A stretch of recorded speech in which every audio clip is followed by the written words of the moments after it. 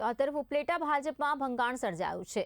મેરવદરના સરપંચ કોંગ્રેસમાં જોડાયા છે। સરપંચ મનસુખ કથિરિયાએ ભાજપ છોડીને કોંગ્રેસનો ખેસ ધારણ કર્યો। છેલ્લા 30 વર્ષથી ભાજપ સાથે તેઓ જોડાયેલા હતા।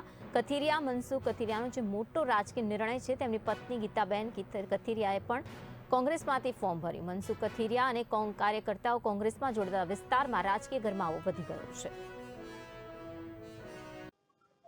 તાલુકા પંચાયત અને જિલ્લા પંચાયતની ચૂંટણીનો માહોલ ગરમાયો છે, ત્યારે ભાજપના વળતા પાણી થયા હોય એમ ગઈકાલે છાળવાવદર ગ્રામ પંચાયતના સરપંચ અને એમની ટીમ કોંગ્રેસમાં જોડાઈ અને કોંગ્રેસને મજબૂત કરવાના શપથ લીધા।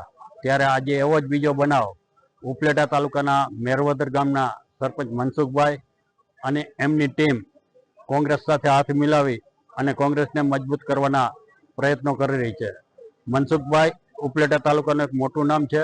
તેઓ સહકારી મંડળી સાથે સંકળાયેલા છે, સહકારી મંડળીના સદસ્ય છે, જિલ્લા સંઘમાં પણ છે, તાલુકા સંઘમાં પણ તેઓ પ્રતિનિધિ તરીકે છે અને મેરવદર ગામના પંચાયતના સરપંચ તરીકે પણ તેઓ ફરજ બજાવે છે।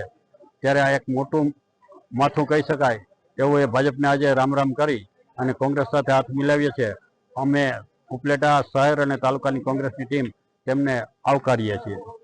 સરપંચ સોધિયા મારા વાઈફે જિલ્લા પંચાયત કોંગ્રેસમાંથી પાનેલી 23માંથી ઉમેદવારી નોંધાવી છે।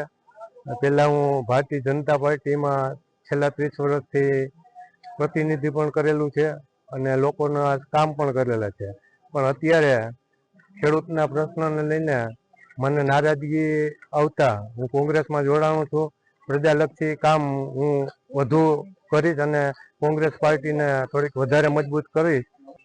આજરોજ જિલ્લા પંચાયત પાનેલીના અમારા લોકલાડીલા એવા સરપંચ શ્રી મનસુખભાઈ કથિરિયાના ધર્મપત્ની બેનશ્રી ગીતાબેનનું આજે અમે ફોર્મ ભર્યું છે અને મનસુખભાઈ વર્ષોથી લોકો સાથે જોડાયેલા છે।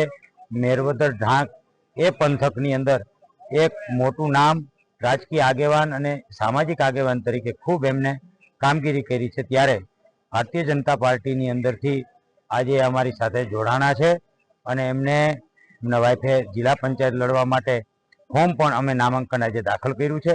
ત્યારે ખૂબ મોટા સંખ્યાની અંદર એમના જે ફોલોઅર્સ છે, એમના જે હિતેશુ છે પણ જોડાણા છે અને જે પાનેલી જિલ્લા પંચાયત છે એ બહુ ચર્ચાસ્પદ હંમેશા ઉપલેટા તાલુકામાં રહી છે। ત્યારે એ વિશ્વાસ અમે વ્યક્ત કરીએ છીએ કે મોટા માર્જિનથી, મોટી લીડથી અમે ચૂંટાવાના છીએ અને મનસુખભાઈની જે કામગીરી, એમની વિચારધારા છે, એમની જે સિદ્ધાંતો છે, એ સિદ્ધાંતોને લઈ અને લોકો સાથે વધુમાં વધુ કામ કરી શકશે।